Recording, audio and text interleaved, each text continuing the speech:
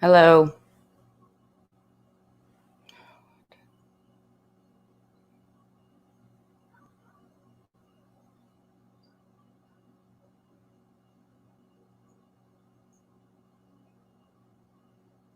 Can you guys hear me?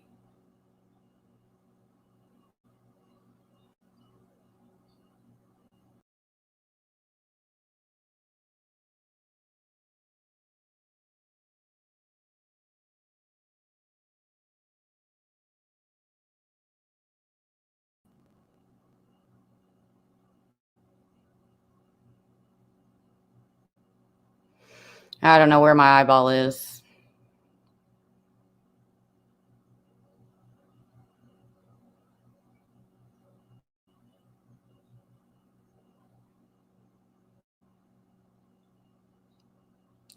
I don't get it why it just can't freaking work like it worked last night.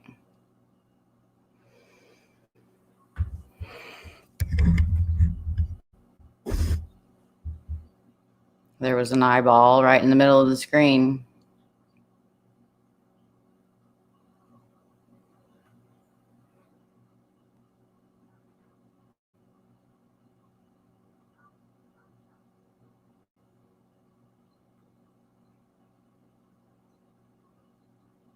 Well, I'm going to play Nicole while we wait for people to get here. I'm going to play Nicole singing. It was just from heaven, just to help us on our way. Come to teach us that may leave us, and find some other soul to stay. See my share of broken arrows, golden wings used to fly. They've all gone where they go. Broken halos that used to shine.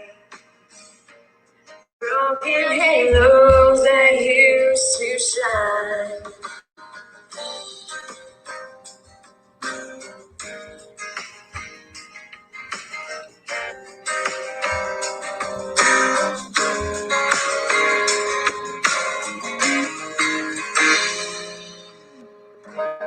Don't go looking for the reasons. Don't go asking Jesus why. When I'm meant to know the answers, they belong to the by and by. They belong to the by and by. See my share of broken halos, folded wings that used to fly. They don't go wherever they go. Broken halos that used to shine. Broken halos that used to shine. Broken halos that used to shine. Broken halos that used to shine. oh my God. Yeah. But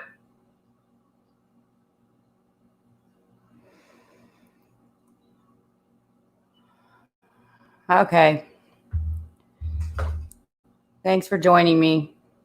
I was kind of waiting around to see if the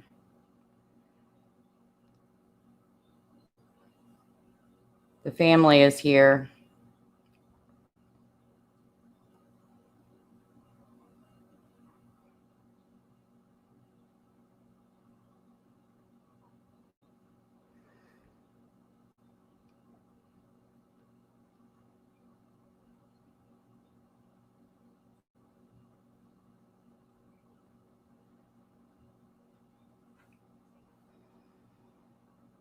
Can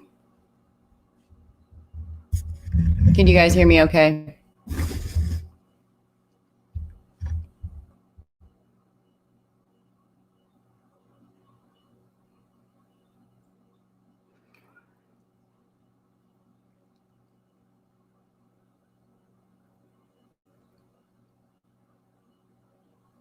Hey, Cher, Matt, Angie, Radar, Mikey.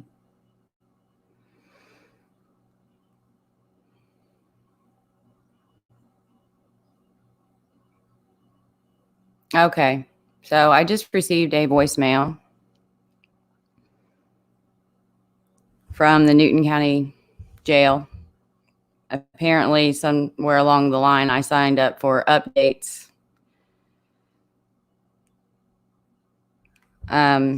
Ashley was released today on bond.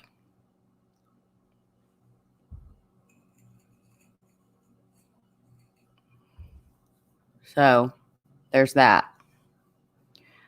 I called the number. If I had any questions, it said to call. When I called, I spoke with someone there, and they said that there are no conditions to her bond because she is assumed to be innocent until proven guilty.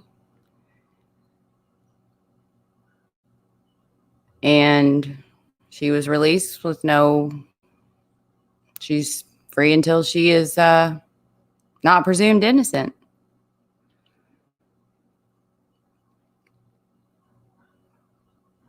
I'm not sure why they chose to bail her out now. Maybe. But the Indiana code changed, I think it was sometime around 2012, 2013, that the burden of proof that you can receive bond on anything, including murder. And the burden of proof used to lie with the defendant. Well, after 150 years of that being just fine, they changed it to where the burden of proof lies with the state, the prosecutors. And with that being said, for whatever reason that I am not understanding right now, and here's why. The prosecutor in Newton County released an affidavit that included all of the burden of proof that I feel would be needed to keep her without bond in the state of Indiana. Her DNA was found on multiple items. You have statements that were made by Jerkett Kurtz that now are backed up by said forensic evidence.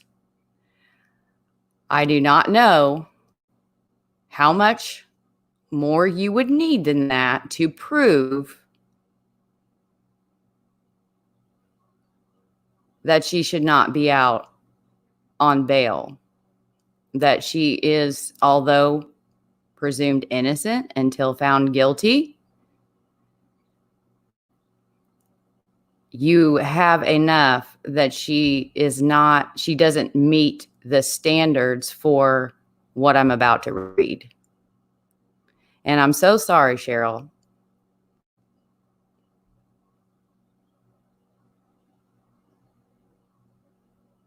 I don't know what else to say. I'm sorry that you weren't informed yet again. I'm sorry that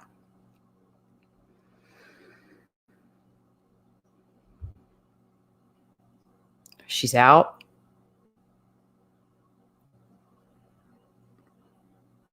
And I really don't know what else to say. I know it's not, but I'm still sorry anyways. I'm sorry that, and I just,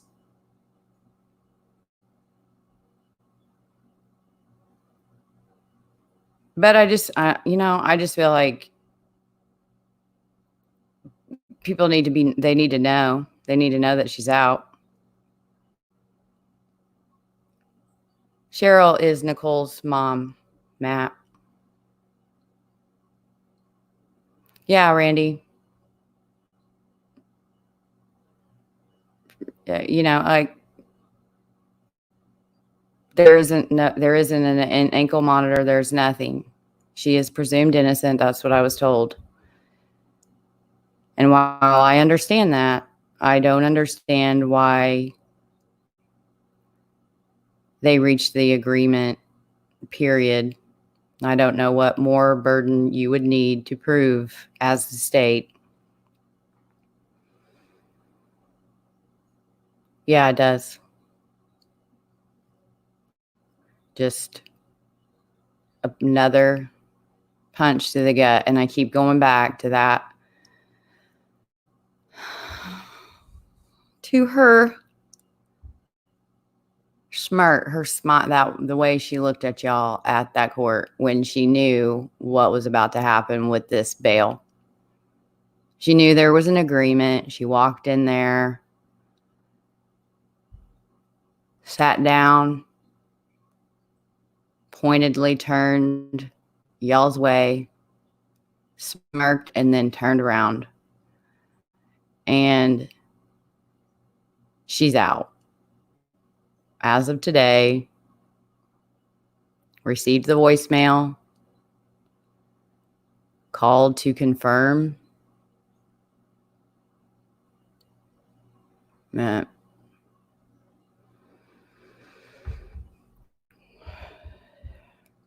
As of right now, her trial is in July. There's so many, there's 5 of them to try to remember, but I believe it's on. Hold on. Does anybody in the chat know the exact date? I don't want to say the wrong one. I believe it's like July 12th, but that could be for one of the other defendants. August. It's in August. So it's May 7th. Okay, so Garrett is in August.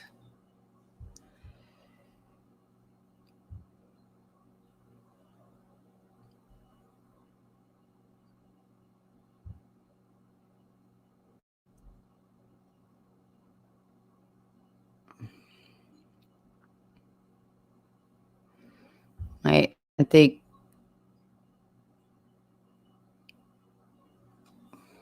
Mikey, is that for June 5th at 10 a.m.? Is that for Ashley Garth?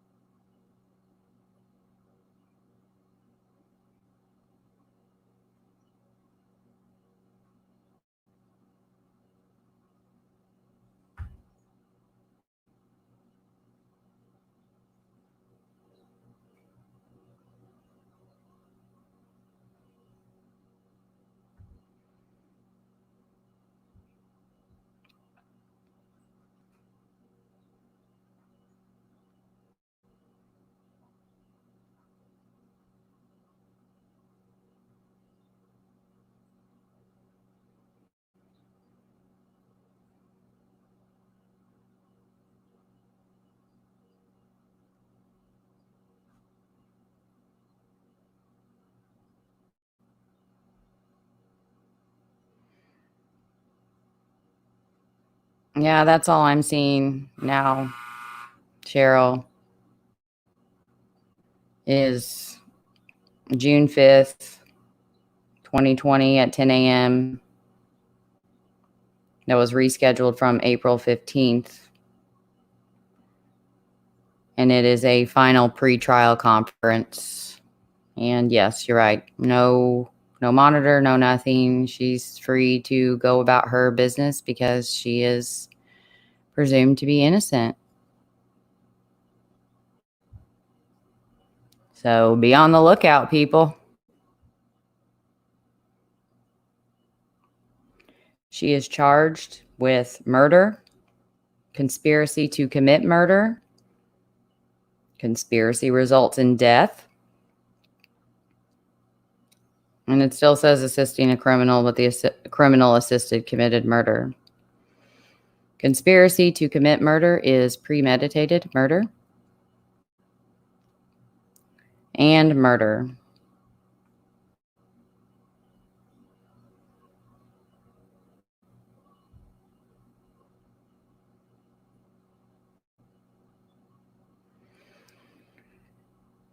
Well, there really isn't anything more that can be said. I think it is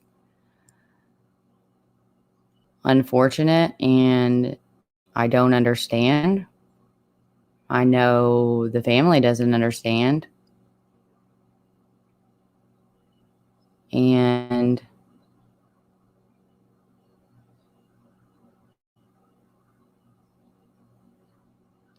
I hope, just seeing the way that she acted in that courtroom, I mean, if she is so pathological that she would do something like that, will she do anything else?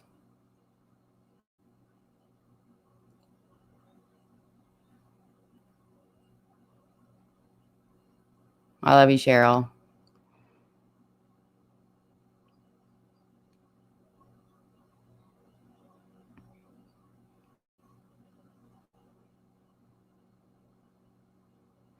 Well, I hope she listens to the podcast while she's out and the YouTube from the other night. Or was that last night? I don't know. Time's just getting away from me.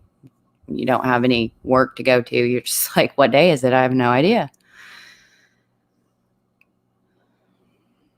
Yeah, Running Fox, they had to have, she had a $50,000 bond. Cheryl, I can't remember if it was, my notes are not by me. If it was with surety, no surety, I'm not sure, but 10%, I'm just unsure of the surety. So apparently whoever bailed her out, they got the money, and I do need to call the other county to find out if they picked her up on the outstanding warrant that she has with them.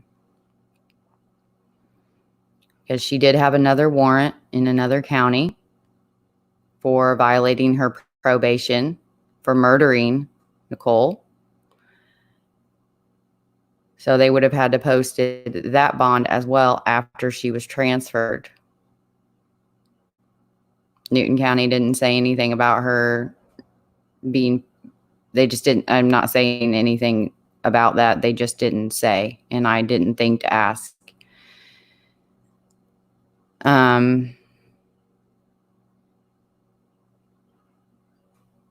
Yeah, in another county, she had a warrant. She has a warrant.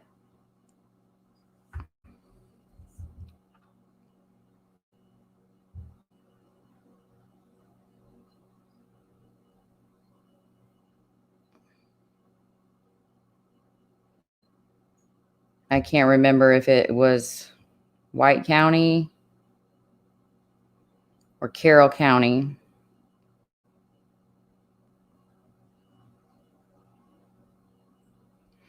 But if someone can find that number, I'll call them right now.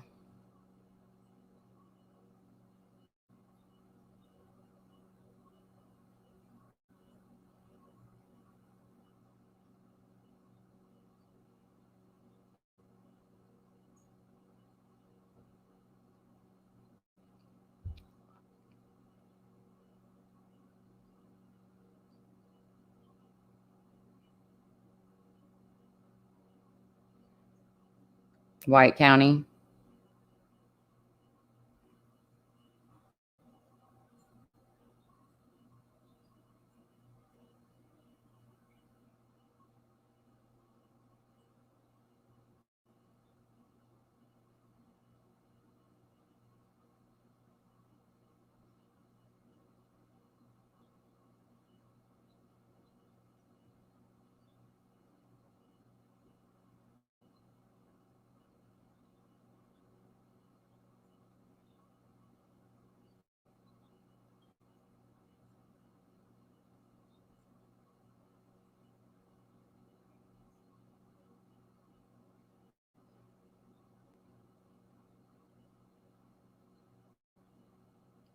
Thank you.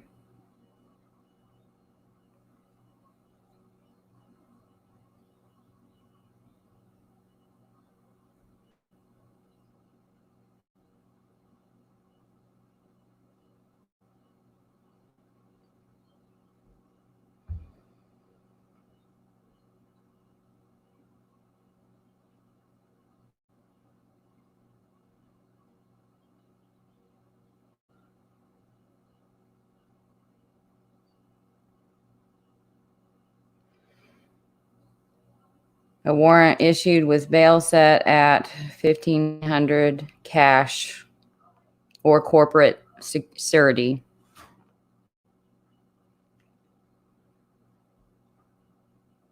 In White County. That's the number for White County. Yeah.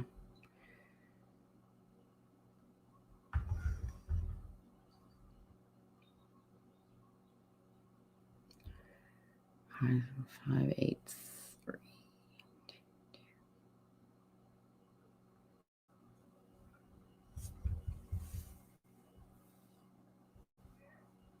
White County Sheriff's Office. Yes, I have a question about an inmate. If you had picked up Ashley Garth on her warrant. We have nobody here by that name. Well, she does have a warrant out, and she is out on bail for her murder in Newton County. Just maybe. There's nobody here by that name. Okay. But they wouldn't have just picked her up straight from there since they kind of knew where she was. I don't know anything about that. Okay. Who would I speak with to let them know that she is out and Well, should? you are. Oh, okay. I didn't know if you are it talking was to the booking. jail. You are talking to booking. Cool. Okay. Well, yeah, she's out. Okay. Okay. Thank you. Thanks. There you go. Not there.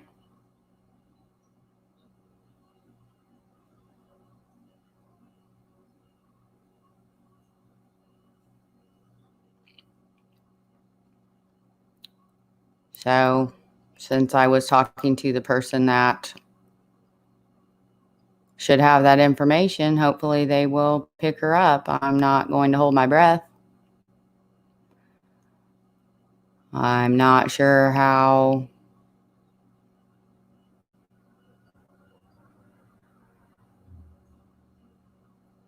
I don't know. I mean, it's. Yeah, wow.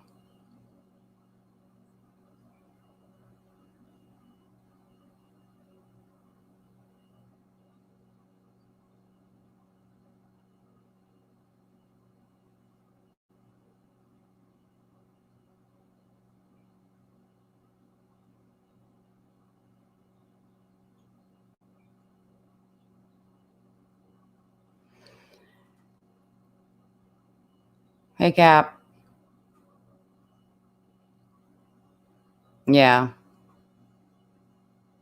Yeah, you're right, Rennie Fox. But still, at least if there was in fact a warrant, and we're just going by my case and Doc's Pop, you would think she would go from Newton County to White County and have to at least go through the process of being bailed out, even if it was only $150. I do know that Newton County does not transport. You have to go there, so I don't know. All he said was there's nobody by that name in the White County jail. So she's out somewhere. The murderess is out.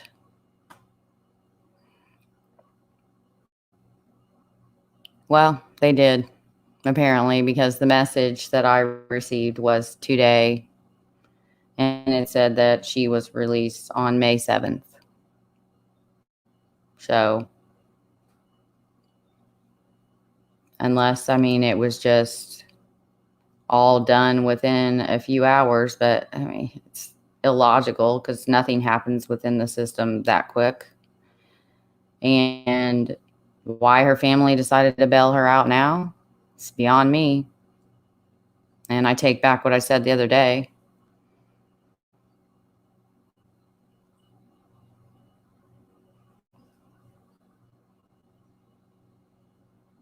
There has been a change in the custody status. This individual was released on bond on May 7th of 2020. If you have any concerns about your immediate safety, contact your local law enforcement agency. If you have any questions, call this number. No. Oh. Yeah, but I mean,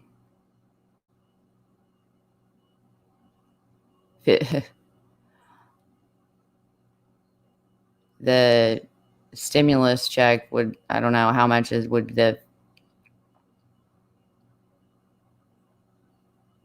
yeah, they would have had to gone and picked her up. So I'm assuming that might be why. Yeah, she's out.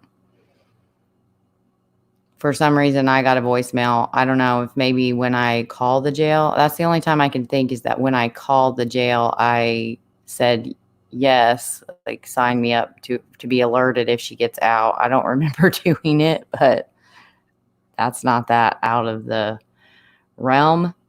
But I would have had to enter my phone number in online, and I don't remember doing that, and it doesn't sound like something I would do. So it had to have been during that phone call.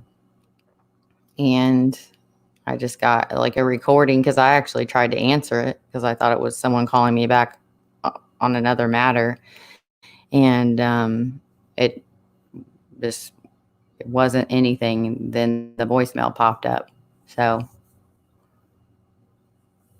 the bond amount in Newton County was $50,000 with 10%. It was around $5,000, I think. I believe, is that right? I'm no math whiz in the least. Yeah,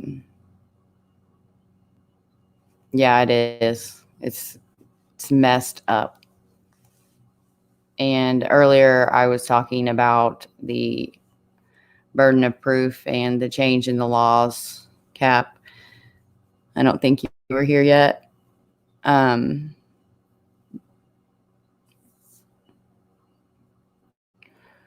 She's already out. She's already gone. She's no longer there. She's at her house or wherever. So hopefully once White County, maybe they will. I mean, that amount is nothing. If you've already paid $5,000, what's $150 more? Yeah.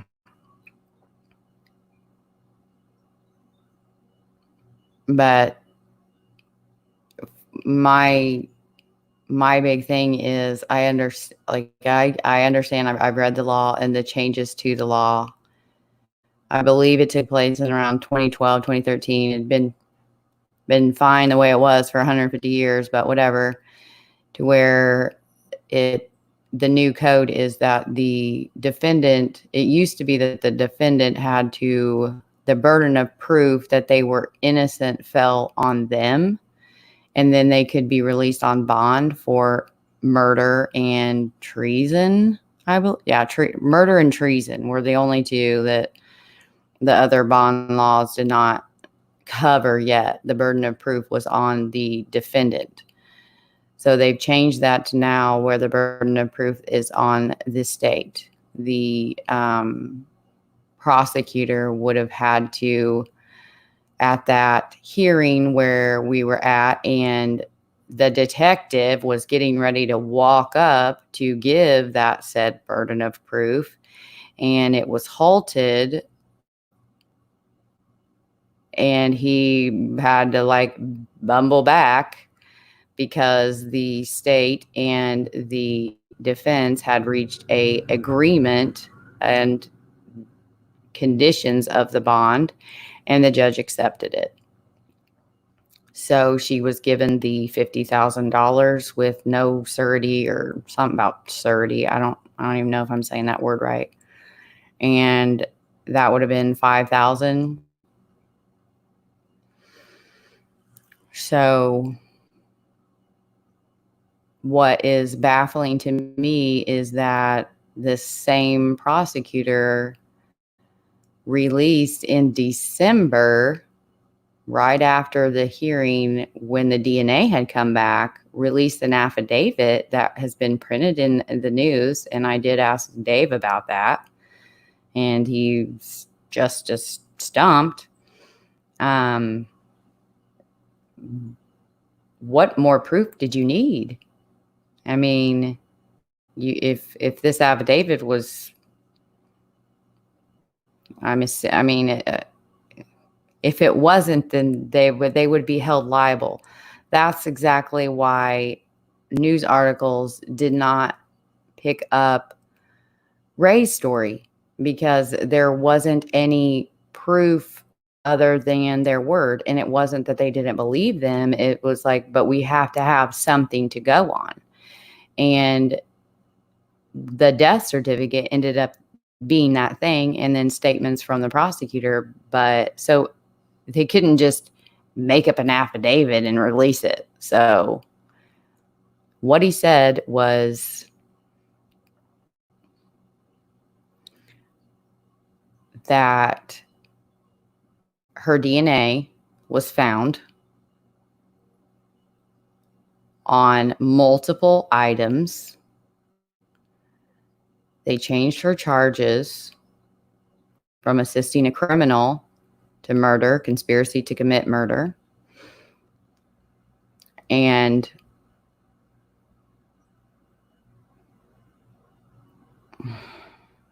Florida.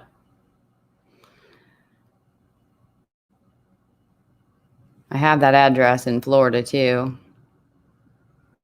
Wish I had Google Live.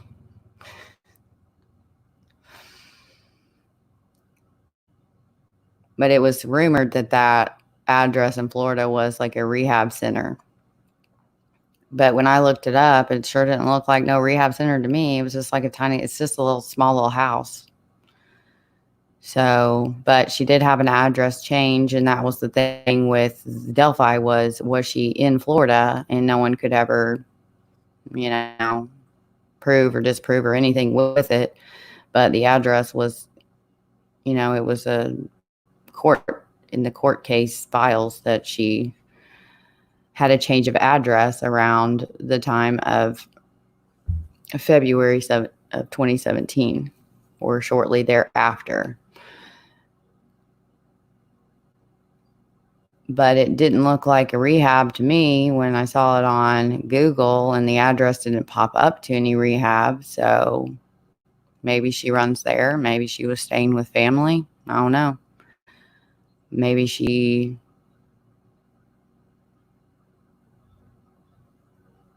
I don't know. No, they did not.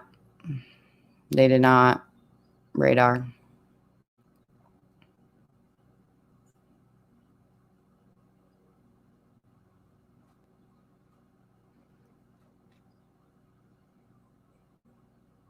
I did let Dave know. Yeah, that's a good idea, Running Fox. I'm not sure how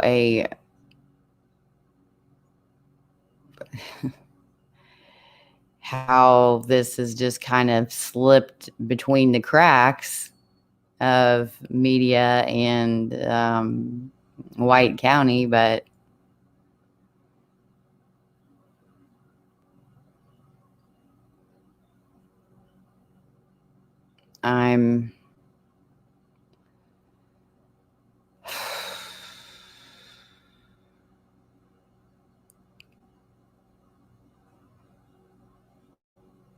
I guess the 14 of us, the 15 of us can spread the word as best we can. Hide your kids, hide your wife.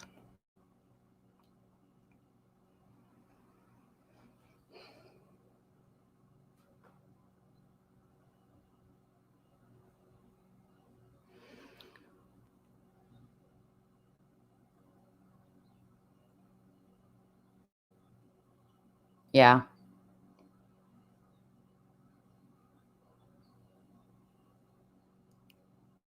Yeah, the public does. I mean, I think that when anyone is,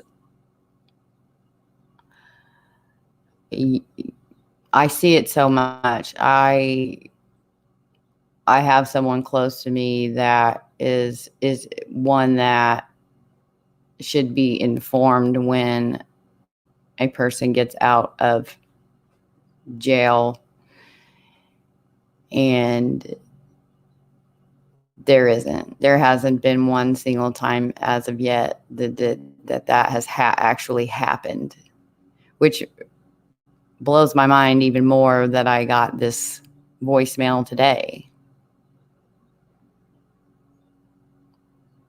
Absolutely. Oh, I'm getting another call. Hello.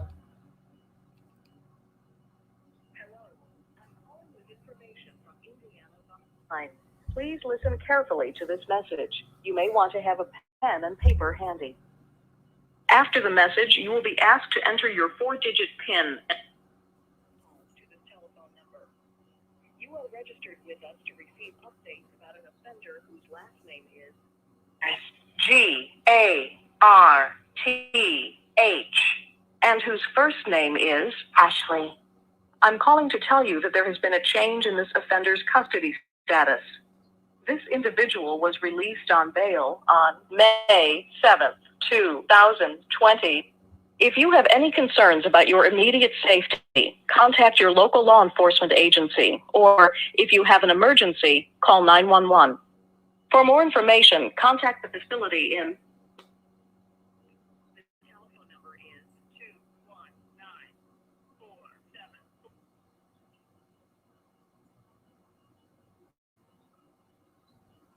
There you go.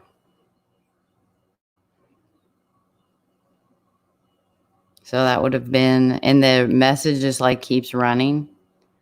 So you actually, like, the first time I got it twice, and now this time, if I would have not hung up, it would have gone twice. So I've got that message, the same message, like 4 times today. Yeah.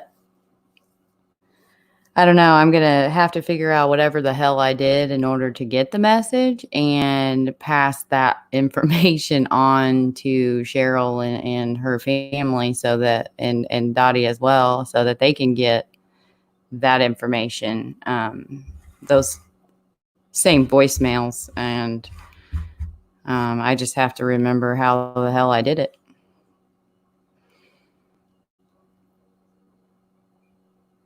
But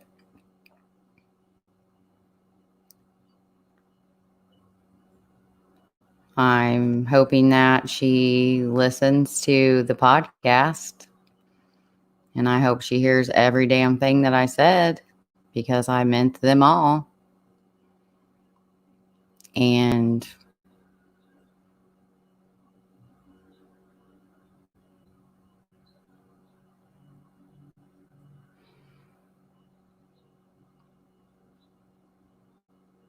yeah. You know, and you try to put yourself in their, like, her mom and dad's shoes, her grandma. And that, oh, good God, that makes me think she's got a young son. So really you're going to have like a murderess? Is she allowed to just be around him? I mean,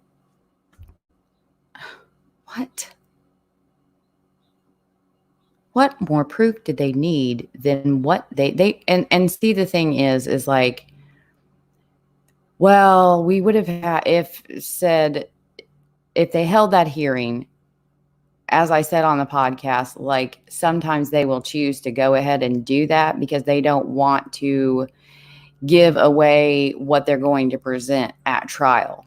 So they will agree to let someone out for the greater good. That's in quotes. And because the prosecutor at the meaningful bond hearing is given the opportunity to question the state's witnesses, which obviously would have been the detective who is the lead investigator on the case. So what I just don't understand what more or they would have needed to testify to other than what was released in the affidavit. That's what's not adding up for me. That to me seems like plenty of proof.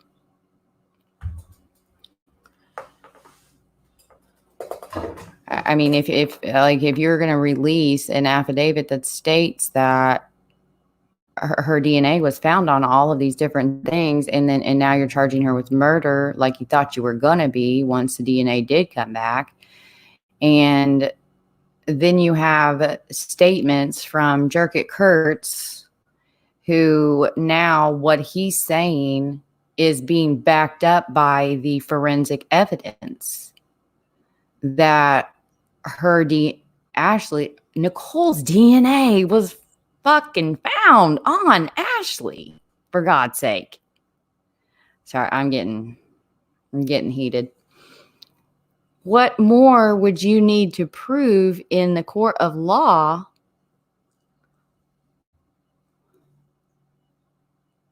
that her bond for her murder charge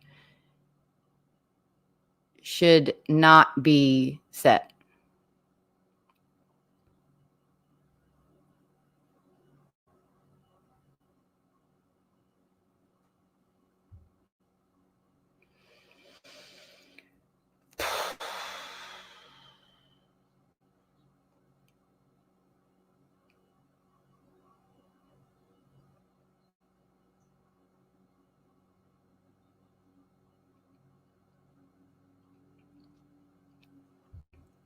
This is an article written by NWI.com. Indiana Supreme Court changes rules for denying bail in murder cases. Dan Carden on June 25th of 2013. The Indiana Supreme Court on Tuesday invalidated a 1981 law and reversed nearly 150 years of precedent by shifting onto prosecutors the burden of proving a defendant accused of murder or treason is not entitled to bail. The Indiana Constitution provides that all crimes shall be bailable by sufficient sureties, but declares that murder and treason shall not be bailable when the proof is evident or the presumption strong. When the proof is evident or the presumption strong. What was not evident and what was not presumptive about what was released in the affidavit, going along with the witness testimony? What am I missing here?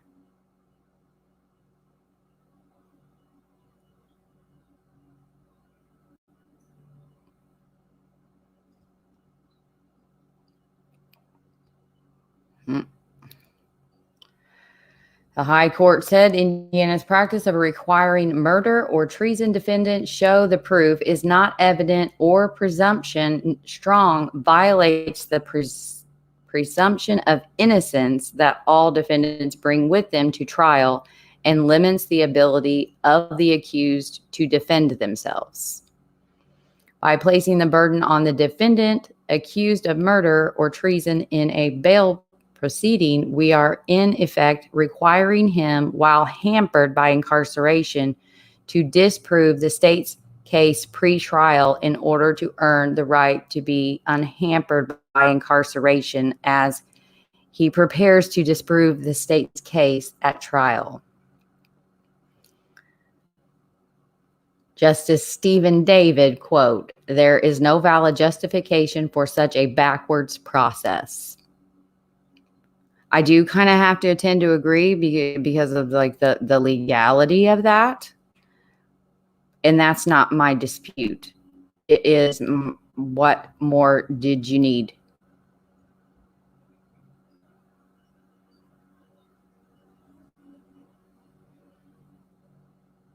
What more did you need? And what in the hell else could have came out in that meaningful bond hearing that you didn't want anyone else to know. Like, maybe that is why all of this is happening. But what more could there be to know about what happened to Nicole? I mean, the write-ups that the media has released on that affidavit and the statements by the prosecutor were pretty outstanding. So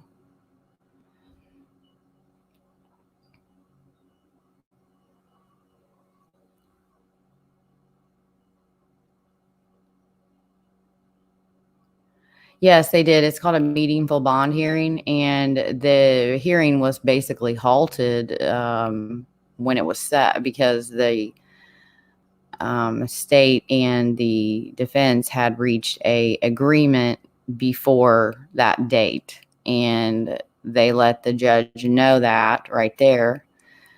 The detective backed up, and then the judge accepted the terms of their agreement for bond. And it was set at $50,000 with 10%, no surety.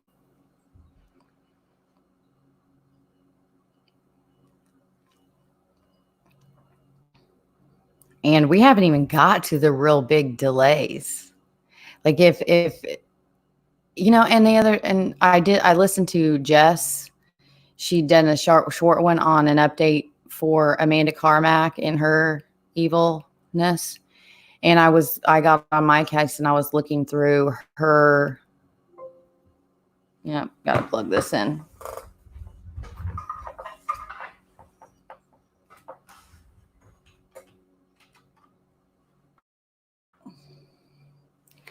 I was looking through her case, and I totally forgot my point.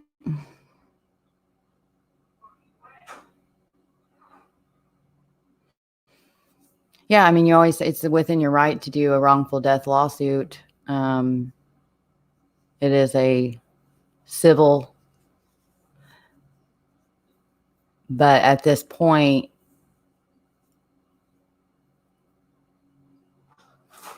hope, she will be charged.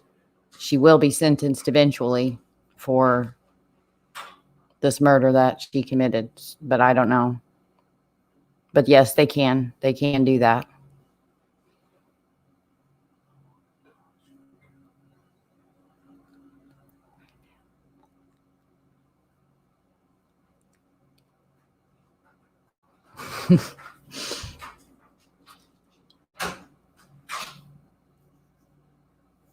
Yeah, that's true. I'm not sure either. And I have talked to Miss Dottie about doing that if there's nothing done. All I know with that is I've read about a few others where families have done that. But it's the O.J. Simpson with what her family did for her, and they won. And it was just a matter of, like, everyone knows that he killed her, that he killed Nicole, and that he killed, what was his name? Ron? Like, everybody knows that he did that. Like, I mean, come on. The glove doesn't fit. You must have quit. Good God, I'll never get that saying out of my head. But they after he was acquitted, they filed a wrongful death suit against him, and they won. And it was a matter of, even if the punishment isn't incarceration, at least there's something that we know you did this. And for so many families, I think that's more what it's about. It is, yeah, of course you want them behind bars for the rest of their damn life for what they've done and who they've taken away from you. But being held accountable is very important, of like, you did this, it doesn't. And that's the thing with White County, what I'm not understanding with Ray. Like, if you don't have enough to prove that he was murdered, premeditated, targeted, whatever, you still should bring charges against him for what he did. It doesn't matter if he spends the rest of his life in jail. Oh, I finally remembered my point on Amanda Carmack. In her court documents, the state issued their intent in writing to the court on their motion to seek life without parole. Well, I know that he said it in the media, but I have never seen that in Garrett Kurtz's. That's never popped up. So that got me to wondering about that. If that is like a thing, if anyone knows, hit me up. Or I'll look it up later. I just didn't think of it last night when I was listening to Jess. But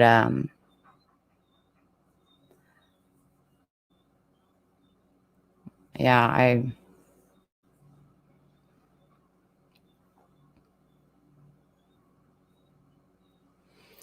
well, I'm on here longer than I totally intended, and I'm not really talking about anything other than this, and I've already said this a few times, so I'm going to go ahead and hop off of here.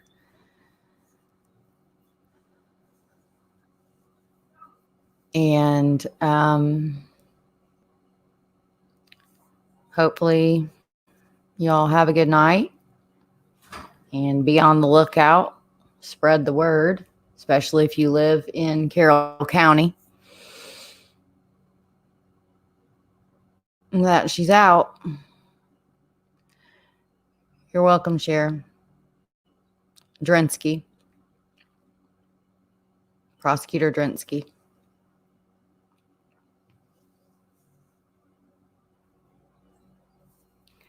You're welcome. I'll talk to you all later. Have a good one.